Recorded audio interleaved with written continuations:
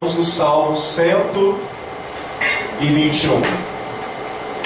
E aí a gente pela manhã falou sobre o tema quando o sal sai do saleiro. E nós estávamos discutindo pelo fato de que aquele salmo é um salmo que faz parte de um conjunto que vai do 120 até o 134. É o chamado Cântico dos Degraus. Acontecia quando um judeu saía da onde ele morava para ir até Jerusalém. E aí, nos perigos do caminho, onde havia ladrões e salteadores pelos montes, ele escreve: elevo meus olhos para o monte, e de onde virá o meu socorro? Meu socorro vem do Senhor, que criou os céus e a terra. E aí a gente, como usou aquele texto de Mateus, que diz que nós somos sal da terra e luz do mundo. E aí, como sal da terra que nós somos, nós perguntamos como é que tem sido a nossa fé quando a gente sai do saleiro. Entendendo que o saleiro seria a igreja. E nós o sal. Quando a gente é colocado para fora desse saleiro, como é que a gente se comporta? E aí uma das coisas que nós falamos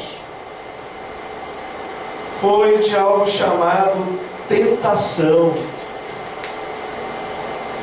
Só que eu percebo que há uma grande dificuldade, uma grande confusão de termos. Tentação e provação. E eu imagino que essa confusão dos termos se deva até pela própria tradução que a gente tem nas nossas mãos. Como todos sabem, aqui a Bíblia não foi escrita em português, ela foi escrita em grego. E aí na tradução, algumas vezes a gente observa a palavra traduzida como tentação, e na verdade ali deveria ser utilizada a palavra provação. Ou ali está escrito provação e a gente vê escrito tentação. Isso é mais raro. O primeiro caso acontece mais vezes. A palavra provação ser traduzida como tentação. O texto que nós vamos ler, vocês vão observar que acontece esse probleminha de tradução na maioria das versões antigas. As versões, por exemplo, aquelas antigas de João Ferreira de Almeida. Então, por isso que hoje, para o texto que nós vamos ler, eu escolhi a nova tradução na linguagem de hoje. A tua, né, mano? Hoje você não está com ela, né? Logo você não vem com essa. Que, aliás, é uma tradução que eu recomendo muito aos irmãos. Sobretudo também a Bíblia de Estudo, da nova tradução da linguagem de hoje, é uma Bíblia muito boa. A nova tradução da linguagem de hoje foi uma tradução realizada por profissionais. Ela, claro, teve ajuda de protestantes, mas também teve ajuda de católicos, e teve a ajuda de linguistas, cientistas.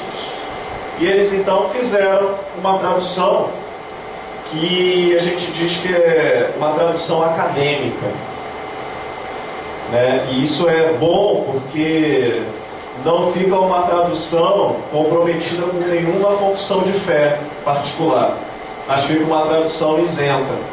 E está algum vocabulário na linguagem de hoje. A tradução da linguagem de hoje, quando ela foi lançada, ela deu muito problema. Ficou muito ruim. Eu não recomendaria para ninguém. Se ainda vocês encontrassem, mas acho que você praticamente não encontra mais, porque eu acho que ela foi recolhida, inclusive, das prateleiras, a tradução da linguagem de hoje, ela ficou muito ruim. Mas a nova tradução na linguagem de hoje, que é a revisitação ao texto aí, com as devidas correções, ela está muito boa e junto com E junto com outras traduções, a NVI também é muito boa, a tradução João Ferreira de Almeida atualizada também é muito boa. E a gente sempre sempre gosto de fazer essas recomendações, né? Porque o texto aqui que nós vamos ler de Tiago, e Tiago capítulo 1, versículo 12, vocês vão ver que nas traduções mais antigas, vocês vão ver a palavra tentação no versículo 12. Mas o mais correto aí seria a palavra provação. Todas as traduções mais modernas, como a NVI, a nova tradução na linguagem de hoje, Almeida século 21, tradução da editora Vozes, também é uma tradução acadêmica científica, a tradução da Pastoral da Paulus, da Bíblia do Peregrino, da tradução econômica brasileira, todas elas vêm com a palavra provação, ao invés de tentação, no versículo 12. Depois ele vai falar efetivamente sobre a tentação, nos versos adiante. Mas no versículo 12 seria mais a palavra provação, ou, por exemplo, aqui na minha Bíblia, aparece a palavra aflição. Tá? Vamos ler a palavra de Deus? Tiago, capítulo 1, versículo 12 até o 18. Não fique preocupado, tá? Quando eu digo que a tradução não foi tão boa, mas não significa que a tradução antiga não tenha dado conta no sentido real. Só que acaba que, com o uso, esses conceitos, por exemplo, de tentação e provação se misturaram, em que as pessoas falam de tentação como se fosse provação, ou falam de provação como se fosse uma tentação. E as coisas são bem diferentes, e hoje a gente vai estar estudando sobre isso. Nós vamos estar meditando sobre isso, com aquele mesmo pensamento de como é que é a sua fé quando o sal sai do saleiro. Quase virou um trava-língua, né? Nós vamos ler também, vamos meditar nesse texto de Tiago, capítulo 1, dos versos 12 até o verso 18. Diz assim a palavra de Deus: Feliz é aquele que nas aflições continua fiel, porque depois de sair aprovado dessas aflições, receberá como prêmio a vida que Deus promete aos que o amam. Quando alguém for tentado, não diga, essa tentação vem de Deus, pois Deus não pode ser tentado pelo mal, e Ele mesmo não tenta ninguém. Mas as pessoas são tentadas quando são atraídas e enganadas pelos seus próprios maus desejos. Então esses desejos fazem com que o pecado nasça. E o pecado, quando já está maduro, produz a morte. Não se engane, meus queridos irmãos. Tudo que recebemos, tudo que é perfeito, vem do céu. Vem de Deus, o Criador das luzes do céu. Ele não muda, nem varia de posição, o que causaria a escuridão. Pela sua própria vontade, Ele fez com que nós nascêssemos por meio da palavra da verdade, a fim de ocuparmos o primeiro lugar entre todas as suas criaturas. Vamos orar novamente.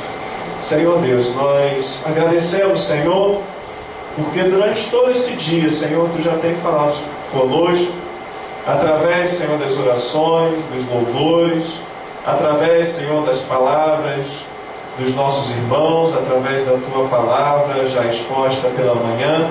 Mas nós pedimos, Senhor, pela continuidade das Tuas bênçãos sobre nós, Senhor. E pedimos, Senhor, que Tu estejas falando conosco nesse momento, Senhor. E que pela Tua palavra, Senhor, nós possamos discernir aquilo que Tu queres para nós. É isso que nós te pedimos. No nome santo do Senhor Jesus Cristo. Amém e amém. Primeiro versículo, versículo 13. Ele diz que feliz é aquele que supera a provação. Ou bem-aventurado é aquele que supera a provação. E por que ele é bem-aventurado? O próprio texto já nos responde. Ele é bem-aventurado porque ele receberá como prêmio a vida de Deus que Deus promete aos que o amam. Ele receberá, nas outras traduções, e algumas traduções modernas também aparece, a coroa da vida. A minha aqui fala prêmio à vida. Coroa da vida é a mesma coisa, é o mesmo significado. Desse texto aqui, o autor, ele está trazendo à memória aquilo que acontecia nas Olimpíadas, em que os corredores, os esportistas, os maratonistas, eles corriam e ao final eles recebiam uma coroa. Não era medalha de ouro, prata e bronze, era uma coroa de louros. E essa coroa era presenteada àquele que então conseguisse vencer aquela maratona. Isso a gente pode observar em outros tantos textos da Bíblia. Como por exemplo, 1 Coríntios 9, versículo 25, que diz, pode ler comigo? Os atletas correm por uma coroa perecível, nós por uma imperecível. Ou pela imarcessível, né? Aparece na tradução mais antiga de João Ferreira de Almeida. 1 Pedro também fala sobre isso. Ele diz que e quando o grande pastor aparecer, vocês receberão a coroa gloriosa, que nunca perde o seu brilho. Essa é a facilidade de uma tradução mais na linguagem de hoje, né? Porque ele fala na tradução antiga na imarcessível coroa. Aí a gente fala assim, nossa, o que é isso? O que vem a ser imarcessível? Aí a gente tem que procurar o Aurélio, né? Se a gente não tiver o Aurélio na mão, o Aurélio, o Micaelis, o Pedro Luft. Oi? A maciça? É uma coisa maciça. Imarcessível? Não, imarcessível significa imperecível. Aquilo que não perece, aquilo que não se deteriora. Tudo bem, aí se a gente pode até chegar nessa... O ouro ele não estraga, não perece. Verdade. A gente pode chegar nessa conclusão também. E aí no sentido da provação, ele fala que superando a provação, nós receberemos essa coroa. Ou nós receberemos esse prêmio. Outro texto também diz que e agora está esperando o prêmio da vitória, o que é dado para quem vive uma vida correta, o prêmio que o Senhor, o justo juiz, me dará naquele dia, e não somente a mim, mas a todos os que esperam com amor a sua vinda. 2 Timóteo 4:8. Você percebe que carrega nesse sentimento da aprovação algo de dificuldade, algo que necessita ser superado, uma barreira que eu preciso transpor. Mas também quando eu transponho, eu me supero. Da forma que também, quando o atleta ele treina e ele supera as barreiras e ele quebra as suas próprias barreiras, ele se supera, ele evolui. Então a aprovação é algo que vai servir para o meu crescimento. A aprovação, ela vem para eu receber de Deus o ok. Eu tenho orgulho de você. Você, meu filho, merece um prêmio por isso. Você me dá orgulho. É tipo como se Deus falasse depois que você vence a aprovação: esse é meu filho amado, a alegria da minha vida. Da mesma forma que ele falou com Jesus Cristo. Porque Jesus Cristo, quando ele foi batizado, ele antes passou pela tentação. E aí quando ele venceu toda aquela provação, toda aquela prova, para ver se ele não ia deixar de cumprir aquilo que era sua missão, ele vence e ele recebe do Senhor aquela declaração: esse é meu filho amado. A aprovação, ela está relacionada a isso, ela visa o prêmio. Por isso que ela é uma bem-aventurança. Ela acontece dentro da permissão de Deus. Nós lemos um texto no comecinho do culto que diz: bem-aventurado aquele que sofre, né? Bem-aventurado é aquele que é injuriado por amor do meu nome. É o que diz o texto. Bem-aventurado aquele que é perseguido por causa do meu nome. E nisso tudo, nessa perseguição, nós temos a provação. E que no momento em que a gente é perseguido, seja por qualquer maneira que for, seja por uma zombaria no trabalho, seja por alguém que nos rotule de qualquer coisa, mas a gente se mantém firme na nossa fé, então a gente vence essa provação. Nós então estamos fazendo com que Deus se alegre da nossa maturidade, do nosso crescimento, e nós somos recompensados por Deus por isso. Essa é a promessa que a igreja de Esmirna recebe: ao que vencer, dar-lhe-ei a coroa da vida. Ao que vencer toda aquela perseguição que aquela igreja estava servindo, estava sofrendo, todos aqueles problemas que elas estavam encarando, ao que vencer, ao que mesmo com toda essa aprovação se manter firme, eu vou dar a coroa da vida. É nesse sentido que a aprovação. A aprovação, ela acontece dentro da permissão do Senhor. A aprovação está para aquele que vai demonstrar o verdadeiro amor a Deus. Porque ela está ligada a guardar os mandamentos de Deus, a fazer a sua vontade. E diz o texto de Deuteronômio 5:10 que aquele que me ama guarda os meus mandamentos. E engraçado, essa situação não muda, porque a gente está falando de Deuteronômio 5:10, que diz que aquele que me ama guarda os meus mandamentos. Mas sabe o que diz também em João 14:21? Que aquele que me ama é aquele que guarda os meus mandamentos. O mesmo Deus, ele não muda. E ele ama aquele que guarda os mandamentos dele, aquele que supera as provações. Então entendemos bem o que é uma provação? Tentação. O que é então a tentação?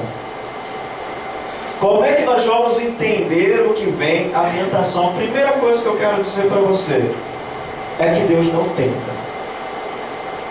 Versículo 13 do texto que a gente acabou de ler: quando alguém for tentado, não diga, essa tentação vem de Deus, pois Deus não pode ser tentado pelo mal, e Ele mesmo não tenta ninguém. Por que Deus não tenta? Porque Ele não quer o teu mal. Porque Ele não quer o teu mal, então logo Ele não poderia te tentar. Ele não poderia fazer com que você pecasse.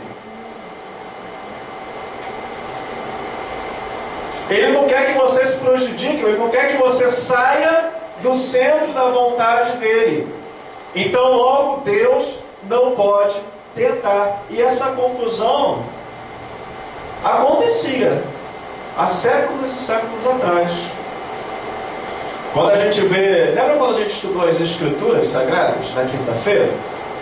Na quinta-feira, quem não veio na reunião de doutrina vai ter dificuldade de entender agora.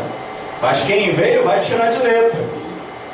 Vocês lembram quando a gente comparou o texto de 2 Samuel 24:1 e o de 1 Crônicas 21:1? E que falava da mesma situação, e que Davi, ele foi incitado a fazer mal contra o povo de Israel. E aí no texto de 2 Samuel, diz que em outra ocasião, o Senhor ficou muito irado com o povo de Israel e levou a Davi a prejudicá-los. E aí 1 Crônicas 21:1, falando da mesma situação, diz que Satanás quis criar problemas para o povo de Israel e por isso levou a Davi a fazer uma contagem do povo. É a mesma história contada, e um diz que foi Deus e o outro diz que foi Satanás. Mas o texto de Samuel é um texto muito antigo. Vocês têm que ter em mente que Deus é um ser infinito.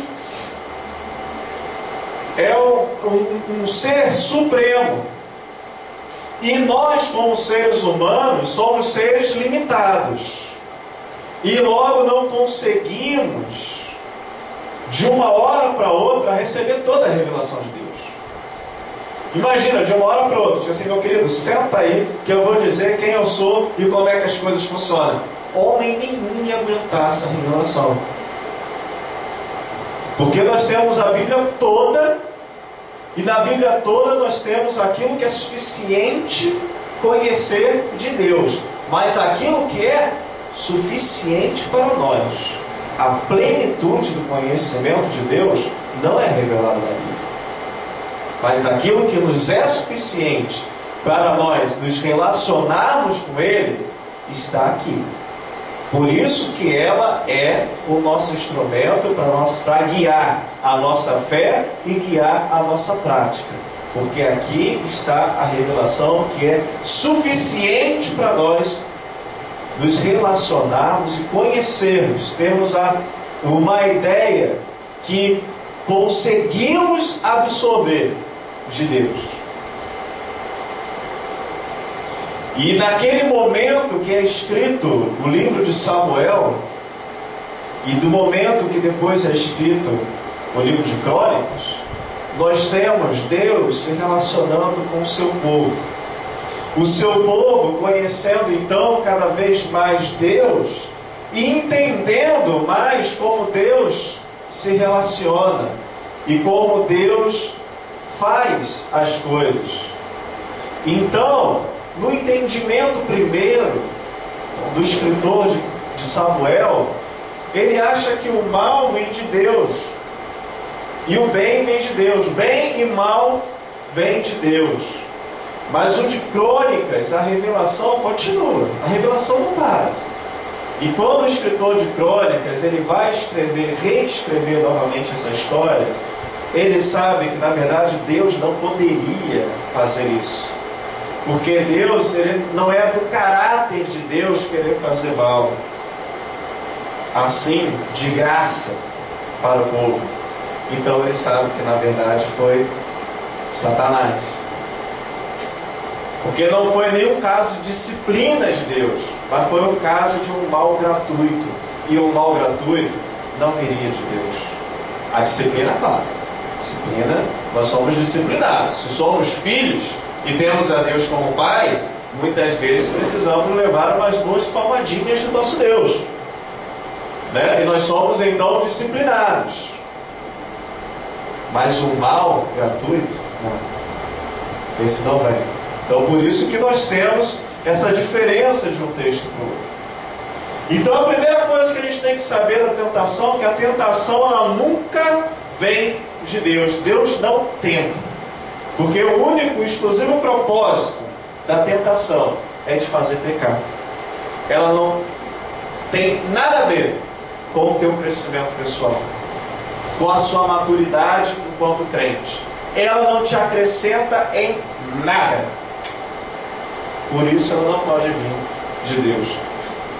Um texto que é muito esclarecedor sobre isso é um texto da sabedoria judaica.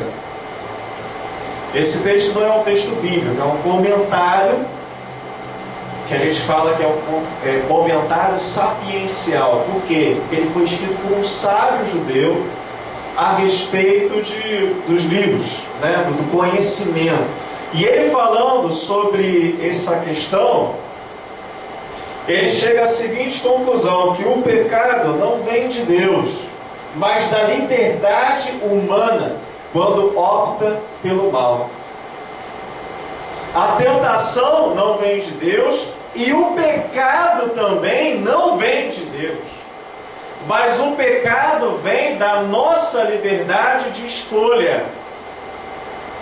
E quando a gente opta por não cumprir a vontade de Deus, é que nós geramos o pecado. E aí o comentário do sábio judeu diz o seguinte: sobre a liberdade humana: não digas, é o Senhor que me fez pecar, porque Ele não faz aquilo que odeia. É lógico isso. Se Ele odeia o pecado, como é que Ele poderia fazer a gente pecar? Não digas, é Ele que me faz errar, porque Ele não tem necessidade de um homem pecador. O Senhor odeia toda espécie de abominação, e nenhuma é amável para que os temem.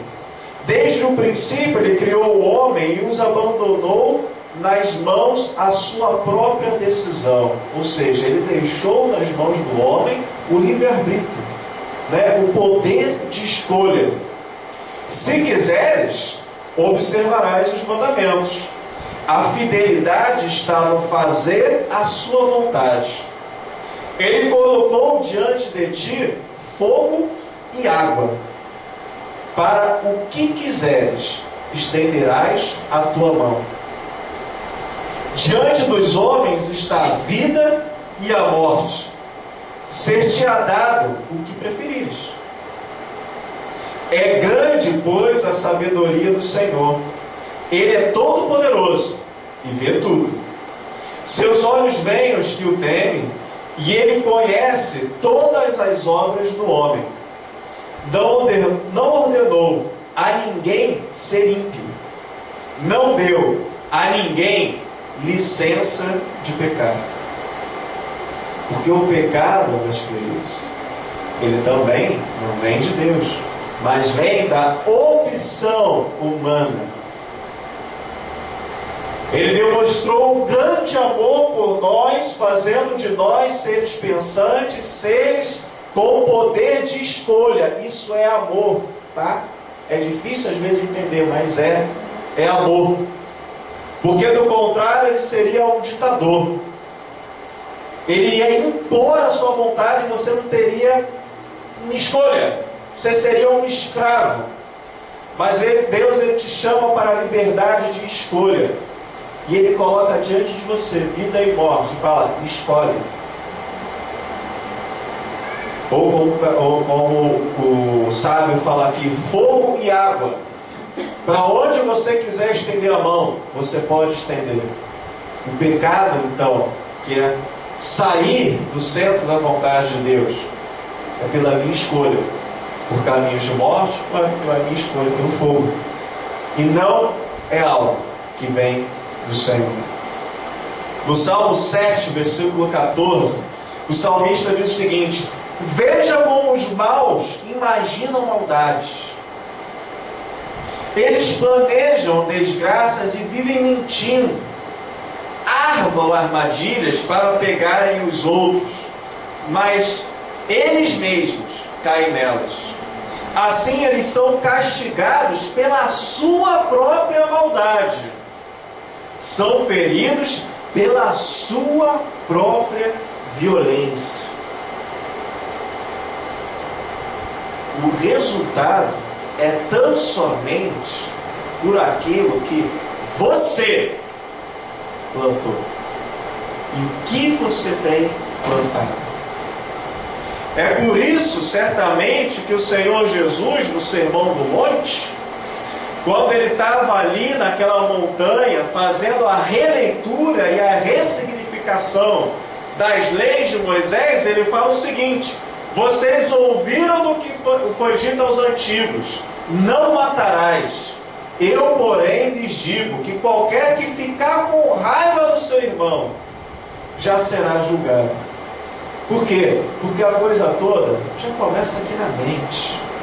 Já começa quando eu começo a pensar no mal que eu pretendo fazer.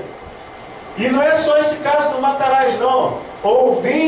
Vocês ouviram o que foi dito: não cometerás adultério. Mas eu lhes digo que quem olhar para uma mulher e desejar possuí-la, já cometeu adultério no seu coração. A coisa já começa quando a gente imagina, quando a gente já olha diferente, desejando. Meu pai costumava dizer: a primeira olhada a gente não tem como evitar, certo? Se veio uma mulher bonita na minha direção, a primeira olhada eu não tenho como evitar. Afinal de contas, eu vim no sentido contrário e olhei. E claro, sou homem, vejo que é bonito. Nossa, bonito. Mas a segunda olhada é se eu quiser, eu dou. Se quiser, eu dou. Aquele confere, coisa que brasileiro faz de montão por aí, né? Aquele confere, você já está pensando coisa errada naquele confere. Então, por isso, meus irmãos, porque o pecado é obra. Vocês viram que até agora eu não falei de diabo aqui. E sinceramente eu não vou falar. Se vocês estão achando que eu vou dar depois aquela desculpa, vocês poderem começar a dizer que não, eu fui tentado pelo diabo, foi o capeta que me fez pecar. Mentira! E Tiago é bom para poder dizer que isso é mentira. O que ele vai dizer, a gente vai ver o que ele vai dizer.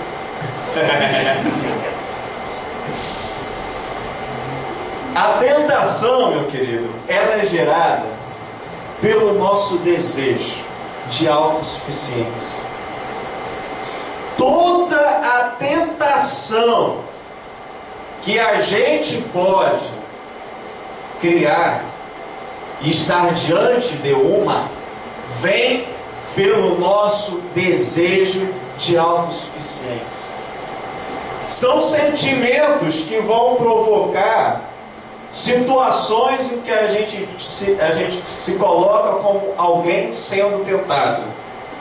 Situações como busca pelo poder, busca por riqueza, busca por prazeres que nos satisfaçam, sentimento egoísta, sentimento de eu por mim e todos, seria bom que fosse por mim também, e que eu venho em primeiro lugar. Aquela situação que o pastor Denilson falou até no ano passado, né? Em que em primeiro lugar vem eu, no segundo lugar vem eu, no terceiro lugar vem eu, para no quarto vem eu também, no quinto vem eu, e aí no finalzinho de tudo vem eu também, para depois só então vir eu em primeiro lugar. São situações em que a gente se vê envolvidos com essas coisas e com esses sentimentos que são propícios para estarmos diante de uma coisa chamada tentação. É o que o nosso escritor diz, que as pessoas são tentadas quando são atraídas e enganadas pelos seus próprios maus desejos. Tiago aqui fala de alguma entidade diferente, né?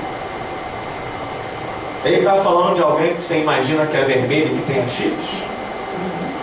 Mas ele diz que a tentação vem pelos seus próprios maus desejos.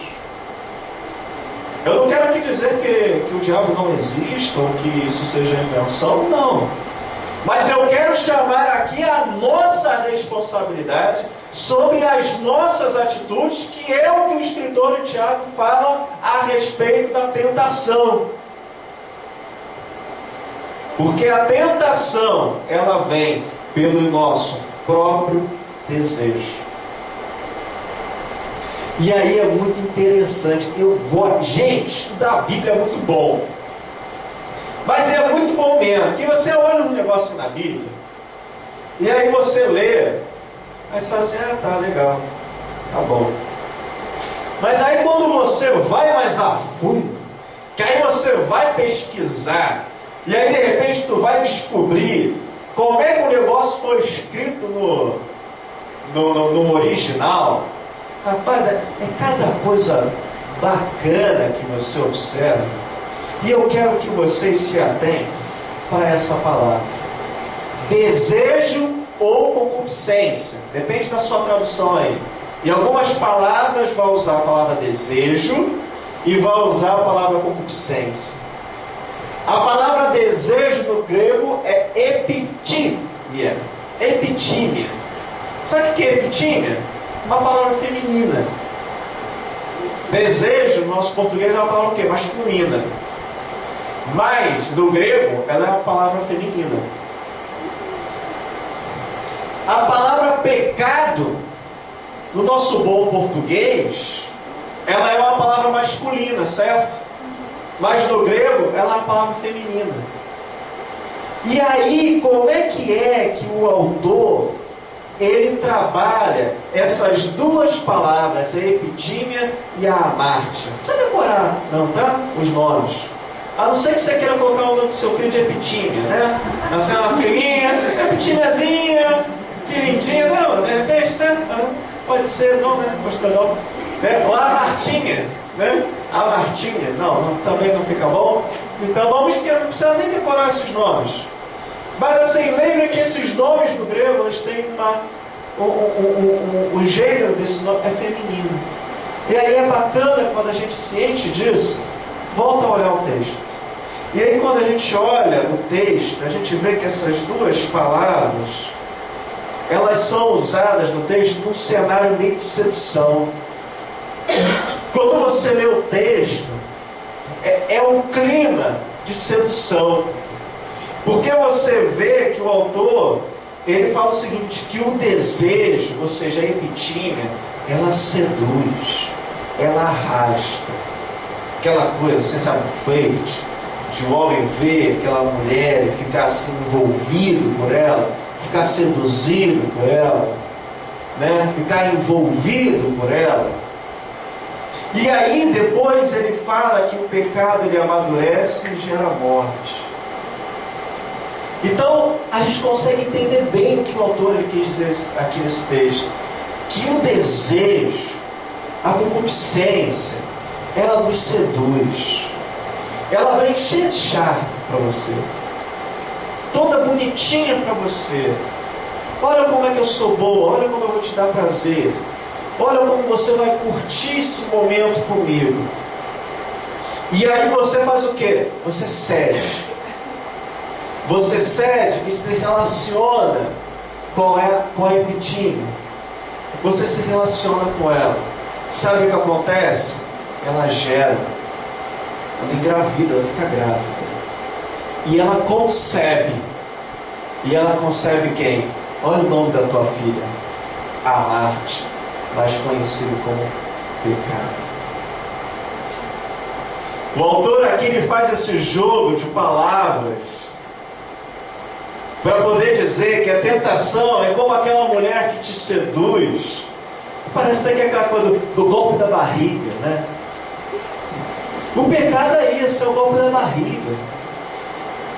É aquela mulher ruim e sem escrúpulos, e que na verdade não quer teu bem, mas ela vê em você uma pessoa que de repente pode dar uma condição melhor para ela, então ela se aproveita de você, fica grávida de você e te prende para sempre, porque entre vocês agora tem um filho, tem um laço de sangue.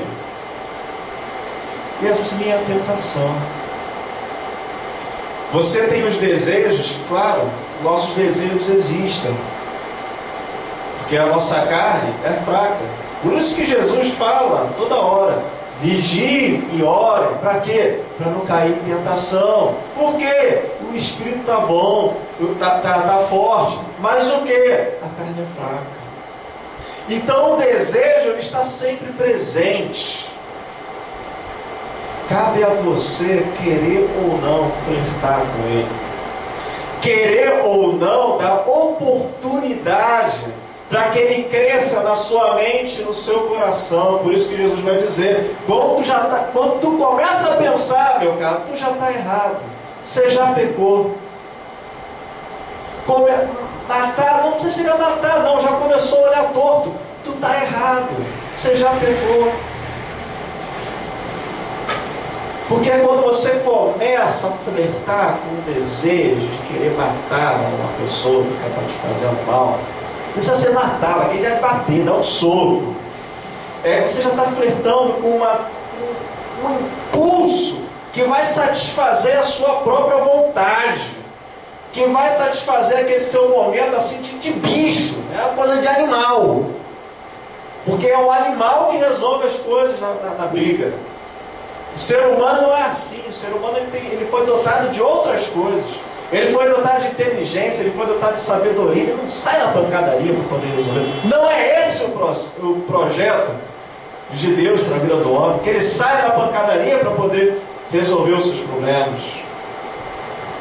Mas quando você já começa a pensar, você já está cometendo pecado. Ora, clama a Deus. Como Jesus falou, vigiai e orai, para que não caia em tentação. Ezequiel 18:10, a partir do versículo 10, ele vai falar para a gente mais um pouquinho sobre essa relação. Ele diz o seguinte: imagine também que um homem tenha um filho que rouba, mata e faz coisas que o pai nunca fez. Esse filho come carne dos sacrifícios oferecidos em templos proibidos e seduz mulheres casadas, engana os pobres e rouba e fica com aquilo que foi dado como garantia do empréstimo. Ele vai a templos pagãos, adora ídolos nojentos e empresta dinheiro a juros altos. Será que ele vai viver? Ele responde: não, não vai. Ele faz todas essas coisas vergonhosas e morrerá por causa delas. Esse filho será culpado da sua própria morte. Agora imaginem que, por sua vez, esse filho tenha um filho. E esse filho vê todos os pecados que o pai cometeu e não segue o seu exemplo. Não adora os ídolos, nem come a carne dos sacrifícios oferecidos em templos proibidos, não seduz mulheres casadas, não explora nem rouba ninguém. Ele se recusa a fazer o mal e não empresta dinheiro a juros altos. Guarda as minhas leis e obedece os meus mandamentos. Ele não morrerá por causa dos pecados do pai. É certo que viverá. O pai dele enganou e roubou e só prejudicou os outros. Por causa disso morreu, por causa dos seus próprios pecados. Mas vocês perguntam: por que é que o filho não sofre por causa dos pecados do pai? A resposta é essa: é porque o filho fez o que era correto e bom. Ele guardou as minhas leis e as seguiu cuidadosamente. Por isso é certo que viverá. Meus queridos, está mais claro? Conseguiu ficar mais claro que esse negócio está na sua mão?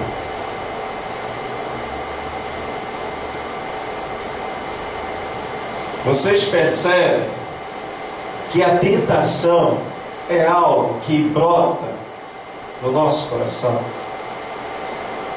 Ela até pode vir de algo externo. Ela até pode vir de um amigo, um colega seu de trabalho que te vem com uma proposta torta. Ela até pode vir de uma mulher que é casada e fica dando, como o povo diz, condição para você, ou de um homem que é casado e quer ter algum relacionamento com você. Elas se apresentam, mas cabe a você a decisão se isso vai fazer ecoar no seu coração ou se você vai repelir aquela tentação. E é por causa tão somente tua. Então por isso não vai colocar um plano, uma entidade qualquer. É por tua culpa que você cai em tentação. Perceberam agora? A grande diferença, a grande distância que há entre a aprovação e a tentação. A aprovação é aquilo que a gente passa e que a gente supera, e normalmente é por amor a Deus. É no exercício da vontade de Deus é que a gente sofre alguma coisa. É quando de repente a gente está evangelizando e alguém passa pela gente e caçoa da gente, e zomba da gente. Nesse momento nós sofremos uma provação, se a gente vai seguir em frente ou não, dentro da vontade de Deus. E seguindo em frente, a gente tem um amadurecimento cristão. Seguindo em frente, nós temos a bênção de Deus, o prêmio de Deus guardado para nós. A tentação é aquilo que pode ser criado ou pelo ambiente interno ou pelo ambiente externo. Mas cabe a você a decisão se ela vai encontrar eco, sim ou não, no seu coração. Então, meus amados, para a gente poder finalizar essa palavra, eu quero reforçar com vocês dois textos. O primeiro é João 16, versículo 33. Jesus está falando aqui das diversas coisas que os cristãos hão de passar por conta de anunciar o Evangelho do nosso Senhor Jesus Cristo. E depois que ele fala o seguinte: tendo-vos dito isto, para que em mim tenhais paz. E aí ele diz: no mundo tereis aflições. Vocês serão submetidos a provações. São sinônimos. Mas tende bom ânimo. Eu venci o mundo. Então, capacidade para superarmos as provações e as aflições nós temos através do nosso Senhor e Salvador Jesus Cristo, através do Espírito Santo que habita em nosso coração. E a tentação? Também. Não veio sobre vós tentação, senão humana. A tentação, a origem é humana. Mas fiel é Deus, que não vos deixará tentar acima do que podeis. Antes, com a tentação, dará também o escape, para que possais suportar. Que interessante, né? Então você não pode dizer que você caiu em tentação porque Deus estava ausente. Porque a tentação vem, ou criada por você, ou vindo por outra pessoa, ou por uma outra situação. Mas olha só, Deus ele é fiel, e Ele não vai permitir que você seja tentado por alguma coisa que você não possa suportar. Se está de repente aquela mulher no seu ouvido querendo alguma coisa com você sendo casado ou ela sendo casada, Deus vai colocar no teu coração a força suficiente para você dizer não. Mas cabe a você querer escutar essa voz ou não. Saiba que a tentação vai vir, mas que Deus ele vai garantir o escape. Então não venha de mimimi, desculpa esfarrapada. Porque essa promessa do nosso Deus, Ele vai te dar o escape, a oportunidade de fugir dessa tentação. E se cair em tentação, é porque você quis. Porque você se permitiu ser influenciado por uma situação. E que você viu nela benefício para você. E aí, por um sentimento egoísta, por um imediatismo, você resolveu ceder. A sedução, você se relacionou com a tentação e vocês vão ter um filho chamado pecado. Deus colocou na sua mão vida e morte. Deus colocou na sua mão fogo e água. O que você quiser escolher, Ele vai te dar. Aonde você quiser estender a sua mão, você pode estender. Mas sabe que você não está sozinho. Porque Deus também está assim, de braços abertos para você, dizendo: vem.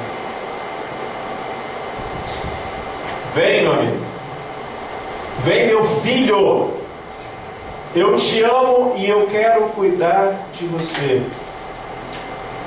Ele não nos deixa desamparados.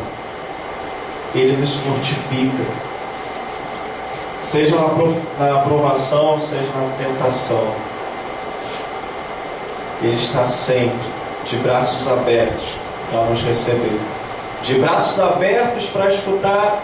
De braços abertos e ouvidos atentos para poder escutar: Senhor meu Deus, qual é a sua vontade para a minha vida? Eu fico imaginando como o coração dele se alegra quando a gente faz uma oração dessa. Senhor Deus, meu Pai, qual é a tua vontade para a minha vida? Eu imagino Deus batendo a mão assim: beleza, meu filho, nós temos que fazer isso, isso e isso. Só que Ele não age de maneira imperativa na tua vida, não.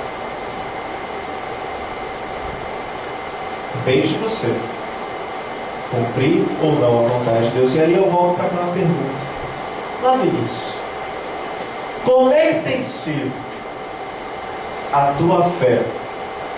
Que tipo de sal você tem sido? Quando o sal sai de saber. Sal que tem a propriedade de dar sabor. Sal que tem a propriedade de conservar os alimentos, evitar a podridão. Como é que você tem desempenhado o seu papel na sociedade?